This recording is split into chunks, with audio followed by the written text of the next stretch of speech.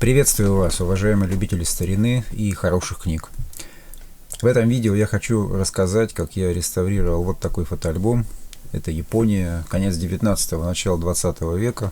Обычно такие альбомы привозили как сувениры из далеких стран, и они все более-менее похожи. Отличаются обычно декоративным оформлением верхней крышки. Как правило, это сосновое дерево. Сверху у них инкрустация из перламутра, может быть с металлом. Вот здесь есть что-то вроде серебряных линий инкрустации в верхнюю крышку. И японский лак на обоих крышках, полупрозрачный от коричневого к черному. Но этому альбому, конечно, не очень повезло в плане сохранности. Вы видите, что помимо разрушений, которым он подвергся, альбом также реставрировался. На корешке у него наклеена синтетическая ткань коричневого цвета, полупрозрачная. Ну и есть разрывы в фальцах. Это главная беда таких альбомов. Обычно альбомы с тканевыми фальцами именно в этом месте разрушаются быстрее всего. И именно эти соединения и приходят в негодность первыми, и альбом очень сложно пользоваться. Ну вот в этом видео я хочу показать, как я реставрировал альбом вот именно с такой проблемой. Видно, что тканевые фальцы из тонкой хлопковой ткани практически полностью разрушены. Здесь очень много разрывов, они истлели, вероятно, от многочисленных перегибов. Ткань довольно тонкая и лопнула в местах сгибов и в местах наибольшего напряжения. Здесь видно, что синтетическая ткань, которой пытались это все укрепить, наклеена прямо на корешок. А также верхняя крышка была чем-то сверху испачкана. Я уже реставрировал такой альбом. Можно видеть фотографии в моем инстаграм с такими же повреждениями, но несколько другим оформлением верхней крышки. Итак, приступим к работе. Прежде всего нужно удалить оригинальный корешок, который был наклеен поверх синтетической ткани. Я люблю делать подобные вещи, как правило, в сухую, чтобы было меньше повреждений от увлажнения. Но в данном случае это удалось успешно, потому что корешок не был приклеен полностью. Только по краям, как видно, клей белый, твердый, как пластмасса, и, скорее всего, это было что-то вроде бустилата. Это не очень хорошо для меня, потому что этот клей не растворяется в воде, и при попытке его удалить механически он также довольно сильно сопротивляется. Но, тем не менее, синтетическую ткань он клеит плохо, и, как видно, она отклеилась, оторвалась от него более или менее успешно. Вот эта марля, которая здесь разрезается, это, конечно, тоже не оригинальный элемент альбома. Это тоже было укрепление, с помощью которого пытались сохранить целостность корешка. Вот альбом так вот разбирается на части, потому что фальцы совершенно все разорваны. Как видно, что внутри у альбома пластины из картона, которые обтянуты шелком с ручной росписью, и чтобы не повредить всю эту красоту, я также разбираю альбом без помощи увлажнения, вот таким инструментом, линеечкой со спиленными уголками. Мне удалось это сделать вот так. Некоторые повреждения на картонных сторонках я смогу укрепить. Видны трещины на верхней крышке или заметные, нитевидные. Иногда крышки попадаются в таких альбомах расколотыми и довольно сложно клеить. Крышка сделана с двумя шпонками в боковых частях, и между ними набраны сосновые доски. Как видно, на нижней крышке тоже есть трещины. Уберем этот твердый клей. Я буду делать это тоже механически, с помощью скальпеля, в том числе и с лицевых сторон крышек. Сделаем тест на то, что находится на поверхности. Здесь какой-то загрязнитель, очень напоминающий олифу.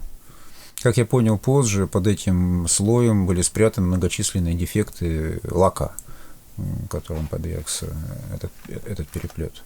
Попробую укрепить канты животным клеем, кроликовым.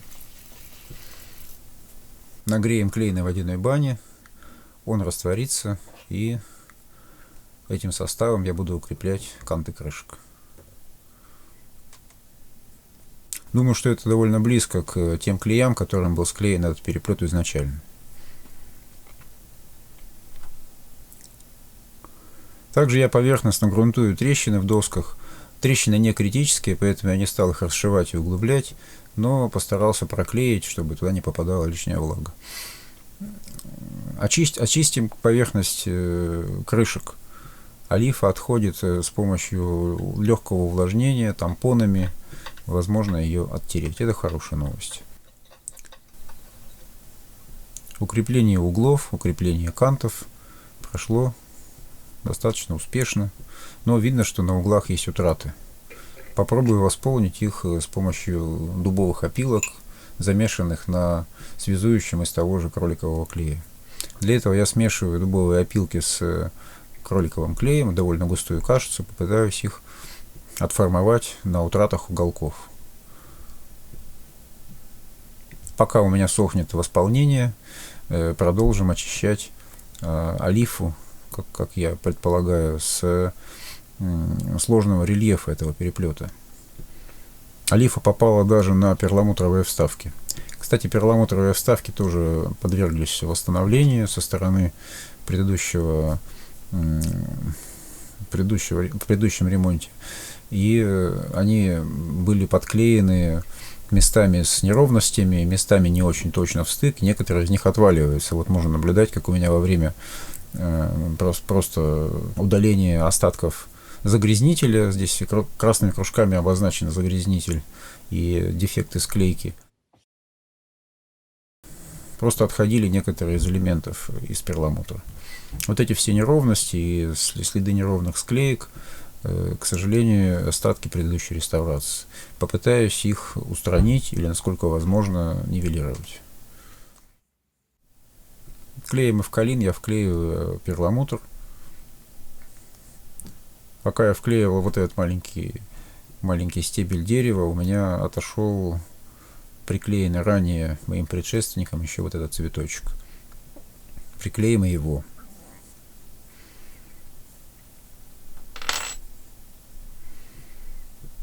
Довольно сильно загрязнена поверхность крышки, и как ни неприятно, наиболее крепкие пастозные загрязнения, плотные, находятся возле рисунка. Там, где их труднее всего удалить, поэтому действую скальпелем, микротампонами, довольно долго, упорно я удаляю эти загрязнения. На тех углах, на которых я не планировал делать восполнение дубовыми опилками, но где был утрачен левказ и утрачен лак, я решил сделать подклейки из реставрационной тряпичной бумаги на тот же животный клей. А там, где у меня уже подсохли дубовые опилки, я делаю формирование уголка. С помощью мелкой шкурки я формирую уголок из вот этой смеси животного клея и дубовых опилок. Получается вот такое восполнение. Я решил сделать что-то вроде левкаса для таких уголков. Для этого я замешал алебастр с тем же самым животным клеем и прогрунтовал свои восполнения этим составом, для того, чтобы они были более легко тонируемы в нужный мне цвет.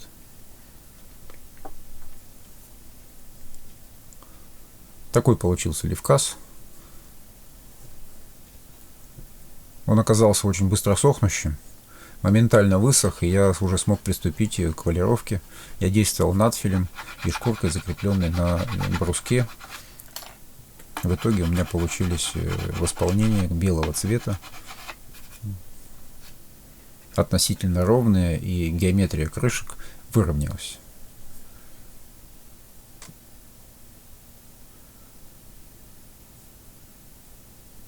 А этот угол я не делал. Как видно, на этой крышке, на верхней, присутствует даже какая-то наклейка с печатью синим цветом. Ну, приступим к реставрации первого тканевого соединения на верхней крышке, на нижней крышке.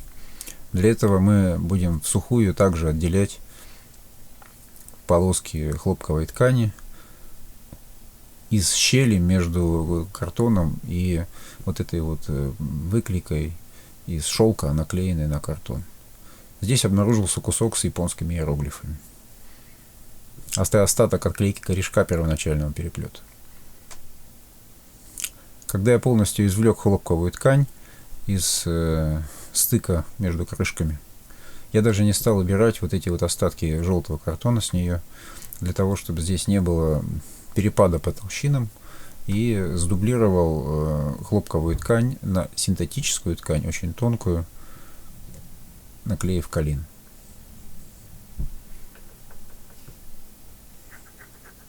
Я уже делал такую работу с предыдущим переплетом, и эта техника оказалась очень успешной. Вот эти вот фальцы, восстановленные таким способом, оказываются довольно пластичными и не прибавляют в толщине, поскольку синтетическая ткань очень прочная и очень тонкая.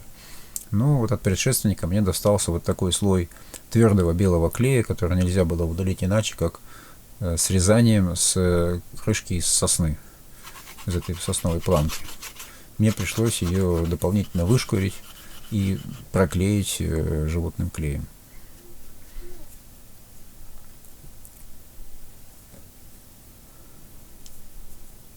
Все восстановленные полоски я приклеил, наклеив колин, поскольку синтетическая ткань плохо клеится на натуральный клей.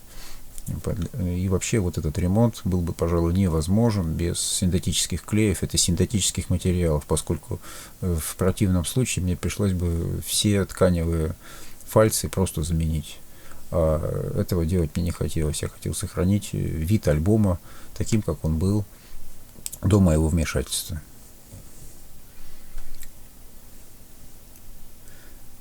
Можно видеть, как сгибается восстановленная полоска ткани, и будем прикреплять первый, точнее нижний лист, который крепится к нижней крышке, нижний лист к основному блоку. Я избрал,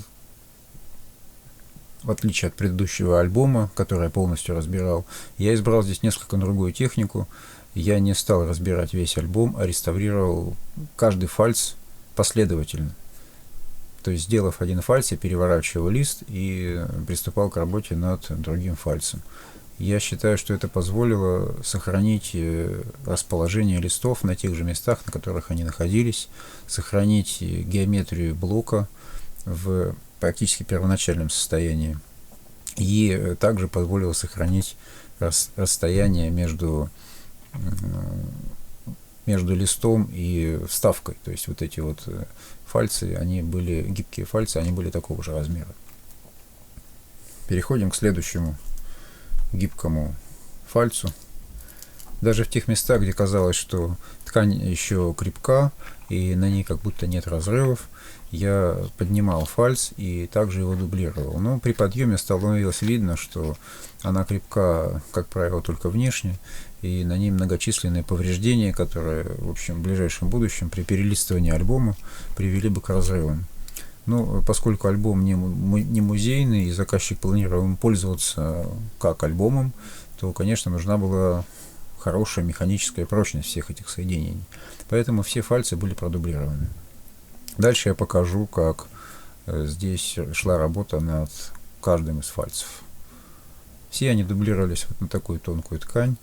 Технология была одинаковая для всех фальцев.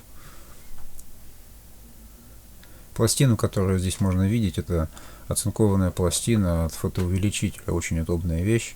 На обратной стороне она глянцевая, здесь матовая. Она довольно тонкая и прочная. На ней можно разрезать листы. Ну и также ввести вот такие проклейки прямо в блоке.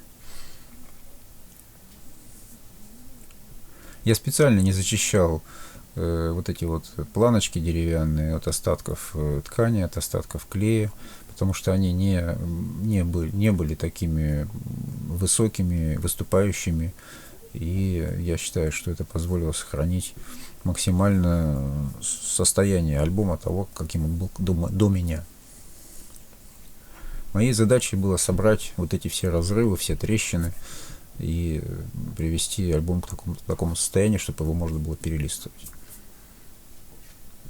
Ну, к счастью, вот в этой ткани очень хорошо получается сводить разрывы и трещины и делать их такими нитевидными, что практически нет никакого просвета.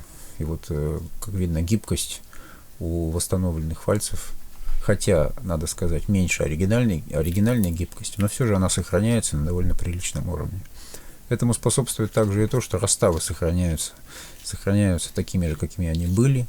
Толщина ткани практически не увеличивается, а чтобы раставы у меня не сползали, я вставляю, как можно будет видеть в целом ряде эпизодов, вязальные спицы на место расставов, подобранные по толщине.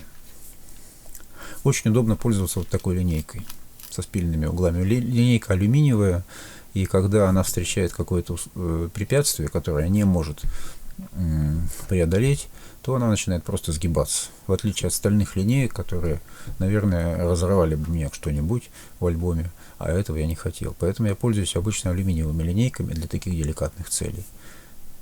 Вот таким образом я поднимаю крепко прихваченную клеем ткань от гладкой полированной доски металлической.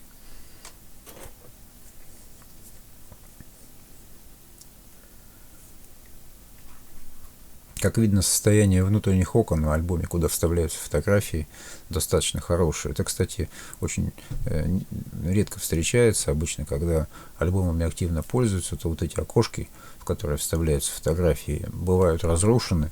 Там образуются разрывы, в том числе такие, которые очень сильно мешают пользоваться альбомом. А вот в этом месте, в альбоме, прямо внутри, я нашел фотографию. Вероятно, она провалилась вот в это круглое окошко. Хорошо, что я приоткрываю листы, которые наиболее отклеены, и заглядываю внутрь. Фотография была зажата между картонами внутри листа.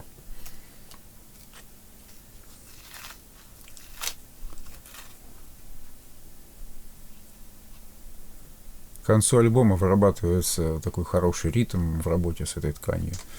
И она начинает поддаваться все быстрее и быстрее, потому что работа достаточно одинаковая для всех листов, с той только разницей, что поднимать их приходится все-таки с несколькими отличиями, потому что они повреждены все по-разному и располагаются некоторые в начале блока, некоторые в конце, некоторые в середине. Некоторые разорваны пополам, и тогда их сложнее поднять и сложнее сводить, а поскольку я не хотел разделять блок, то мне приходилось это все делать прямо на месте. Тогда технология немножко отличалась. Но в целом все было вот так, как здесь. Соединяется разрыв на ткани, и после заглаживания разрыва практически не видно, и ткань приобретает вид целой и не разорванной.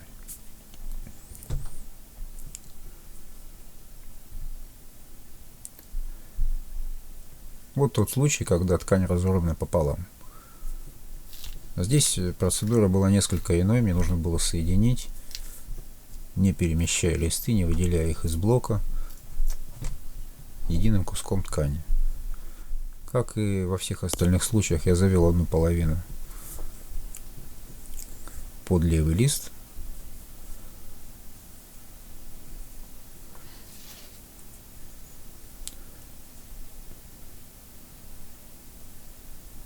и постарался его приклеить к синтетической ткани этой самой половинкой, подклеив на гибкий деревянный фальц эту конструкцию. Я завел остаток синтетической ткани на правый лист и затем соединил на его поверхности уже декоративную, в данном случае, хлопковую ткань. Можно видеть две вязальные спицы, которые вставлены в блок для того, чтобы фиксировать расставы, когда в процессе сушки может несколько садиться ткань. Спицы вынимались уже после того, когда ткань окончательно высохнет. Очередной фальц я поднимаю своей линейкой. Везде все примерно одинаково. В данном случае на фальц было нанесено укрепление клеем пустилат, и пришлось его удалять механическим способом, потому что он имел явно пастозную форму, он был очень нанесен пастозно и выделялся на поверхности ткани, будучи наклеенным вниз.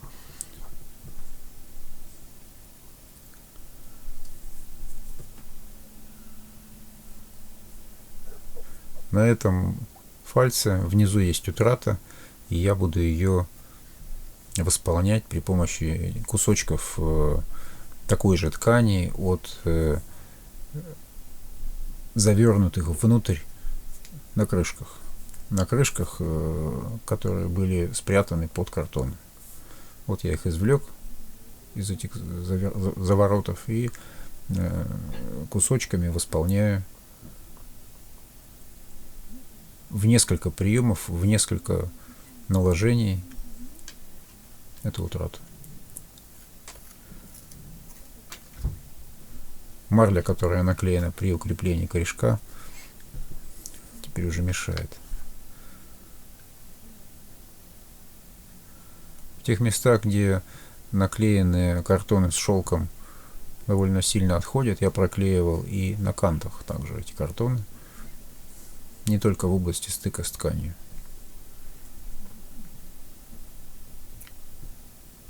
Получилось вот так. Гибкость присутствует. Следующий корешок разорванный, но без утрат. Имеется отслоение и загрязнение даже левого листа. Отслоение картона с шелком. Следы этого белого твердого клея, чем ближе к крышкам попадаются, тем чаще, и особенно на крайних картонах. Здесь они представляют собой единую белую, твердую, пластиковую, как будто массу, которую приходится только срезать.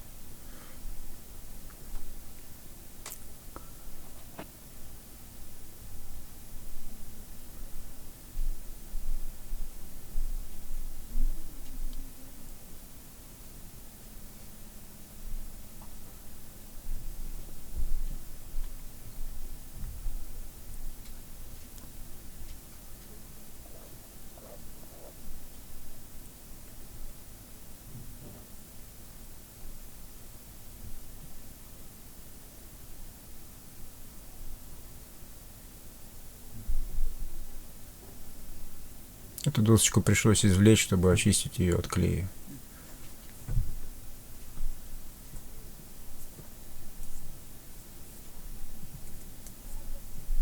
Невозможно было это сделать в переплете, поэтому я ее извлек. Вообще старался именно вот эти досочки из переплета и не извлекать, для того, чтобы не менять геометрию всего блока. В данном случае это было исключением.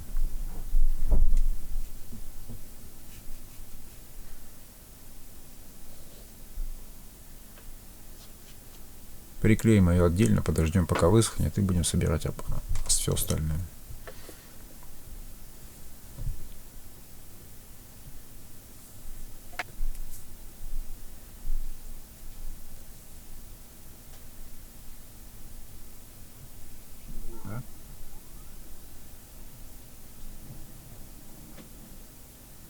Забыл вставить спицу.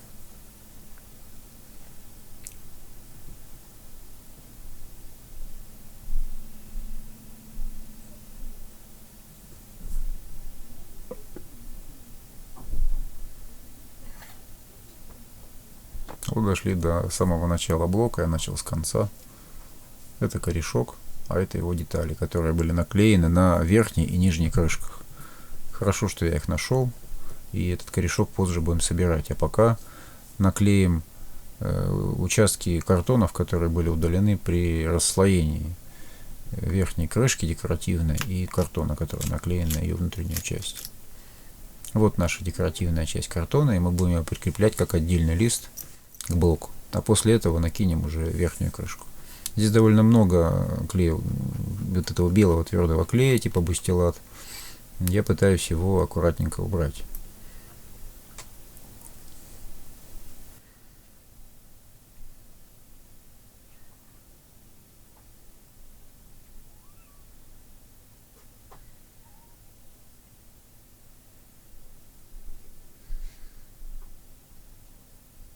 Синтетическая ткань такая тонкая, что не создает никакого рельефа на поверхности крышек, да и заводится она под картон и отрезается на уровне картона и сверху и снизу, поэтому ее вообще не видно. И это хорошо.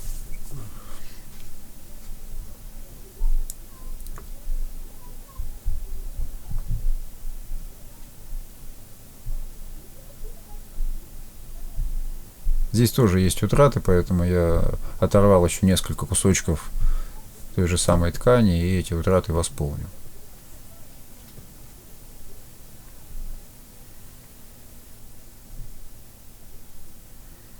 Будем присоединять наш первый лист к уже собранному блоку.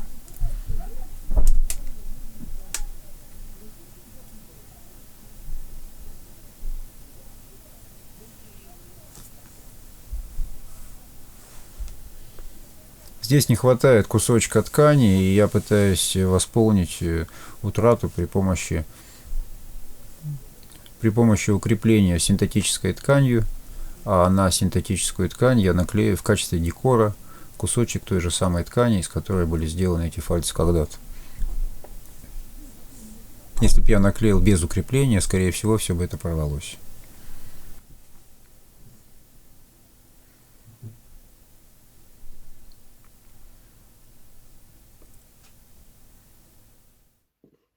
Вот что у меня получилось. Я показываю гибкость крышек. Они перегибаются в двух местах: в корешке и вот там, где был еще один фальц после деревянной планки. Как видно, фальцы стали тверже, чем это было изначально, но при этом сохранилась подвижность страниц. Просто они теперь выглядят как страницы нового альбома, то есть не имеют вот этого характерного излома, который сопровождается перегибом страницы в альбомах, которые уже нагружены фотографиями и поработали. Для этого я их разрабатываю. Вот так выглядит корешок, который собран способом вот тем, который я показал. Я буду проклеивать его по поверхности и укреплять хлопковой тканью. Капталы ставить я не стал, потому что капталов и их следов я не обнаружил на этом альбоме. Будем реставрировать корешок. Корешок и его детали я очищаю от клея бустилат механическим способом. Ничего не увлажняю. И также буду очищать с обратной стороны все кусочки картонного отстава, которые я смогу отделить механически. Конечно, я не буду отделять хорошо приклеенные, впрессованные элементы корешка, я их оставляю. Они остались там, где было тиснение золотом, и удалить их означает очень ослабить или разрушить или деформировать ткань в этих местах, поэтому здесь она останется. Картонная проклейка здесь останется.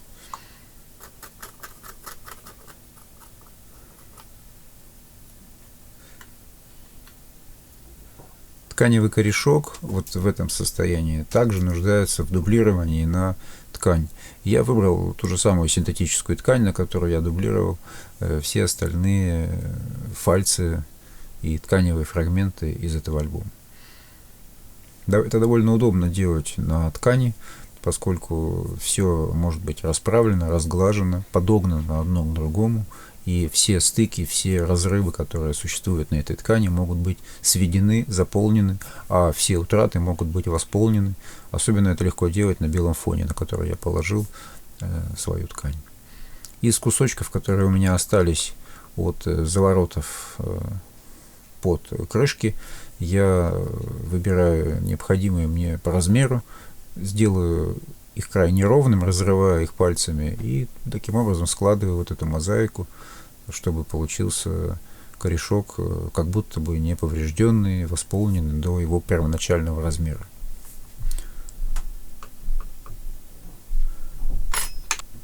Работа над мелкими дефектами завершена, и вот он уже высох.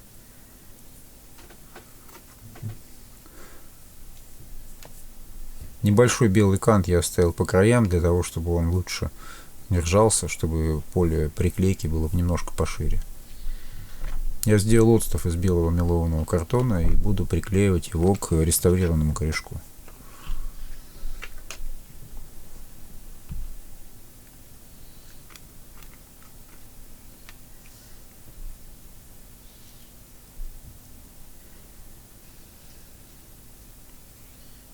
Я всегда намазываю именно материал, который приклеиваю, с тем, чтобы картон не набирал влагу от клея и не разбухал. Таким образом осуществляется более быстрая, прочная, равномерная приклейка. Картон не успевает расслоиться, и некоторые картоны могут даже пузыриться от излишней влаги. Придав форму корешку, я закончил с ним работу и подклеиваю канты ткани на крышки. Они окажутся между декоративной выклейкой крышек и верхней крышкой из дерева. Между внутренней поверхностью крышки и внешней. Вот теперь уже на эти завернутые хлопковые канты, завернутые с корешка, я приклеиваю тканевый корешок. Можно видеть, что тканевые фальцы, укрепленные таким способом у корешка, остаются гибкими и выглядят даже почти неповрежденными. Вот так он выглядит после наклейки.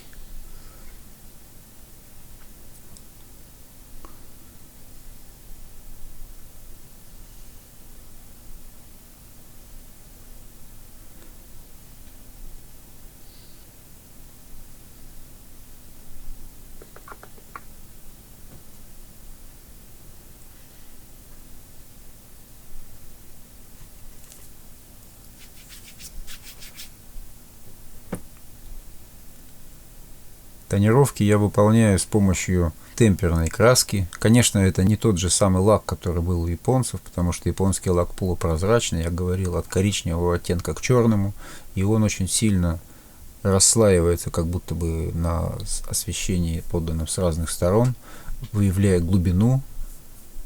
Этого сделать у меня не получится, я просто тонирую то, что было светлым, в темный фон, надеясь на то, что при лакировании, точнее при вощении этой крышки, у меня эти участки не будут выделяться, по крайней мере, по бликам. То есть блеск сгладит неравномерности в тоне этих фрагментов. Когда я снял олифу с верхней крышки, то множественные дефекты, которые находились на этих крышках, обнаружились, и их как будто стало больше. Вероятно, заолифина она была именно с этой целью, чтобы скрыть максимально многочисленные вмятины, трещины, повреждения и белые участки левкаса, который был под японским лаком. Тонировки я делаю также на восполненных участках тканевых элементов переплета.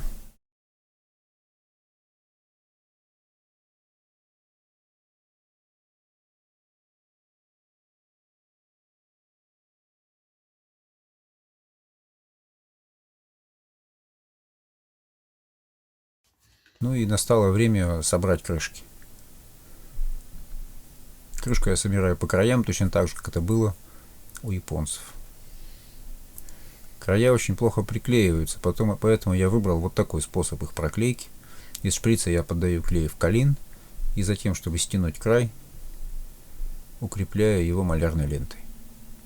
Способ оказался очень хорошим, и все склеилось прекрасно.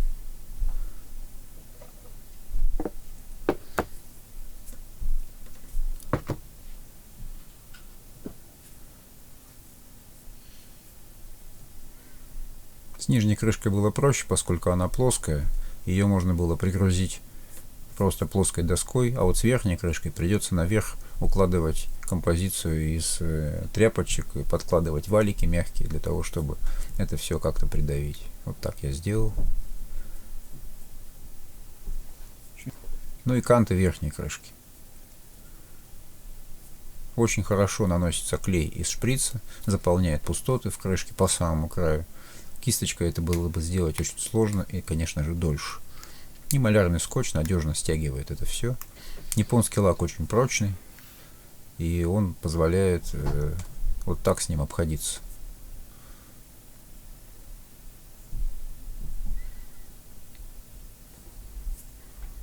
Те участки, которые я восполнял на тканевых фальцах, я также слегка тонирую.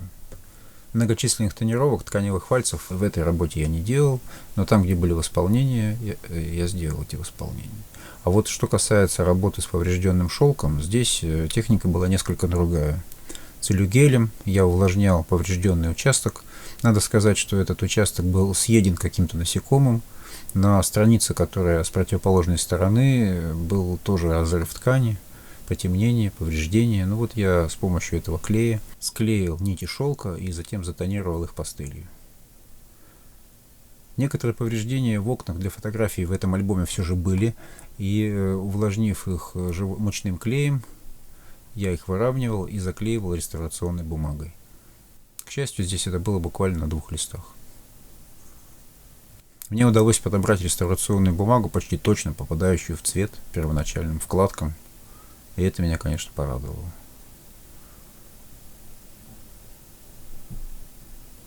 Она походила здесь даже по толщине. В результате эти заплаты были практически незаметны.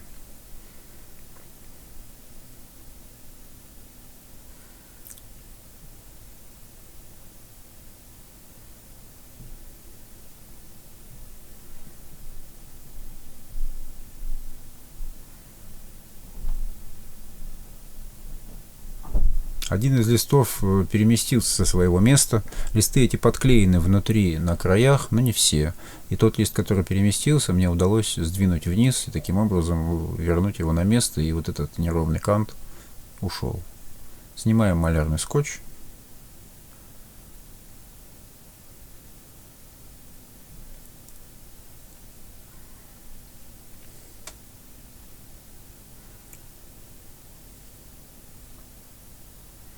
После тонировок я кладу восковой состав на тканевые элементы переплета, на корешок и на крышки, которые я очистил, тонировал.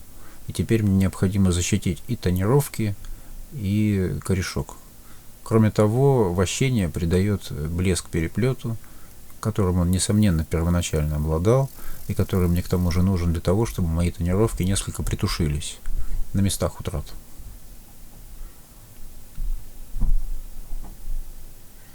Вот эти сложные элементы декора руками, конечно, мне не обойти, мне не нанести восковой состав здесь пальцем, поэтому я пользуюсь тампонами и даже кисточкой. Это было удачным решением. Палец все-таки не везде проходит, а кисточка прошла. Таким образом, мне удалось весь переплет защитить с помощью воскового состава.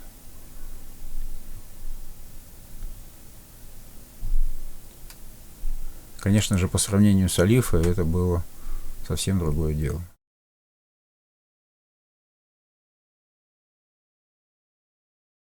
Вот так выглядит переплет, который был отреставрирован. Надеюсь, этот альбом еще послужит своим хозяевам. Я благодарю вас за внимание. Спасибо за то, что смотрите мои видео. Подписывайтесь на канал, ставьте лайки, оставляйте комментарии. Я буду очень рад. Я внимательно читаю все ваши комментарии и учитываю их в своих дальнейших работах. Спасибо большое.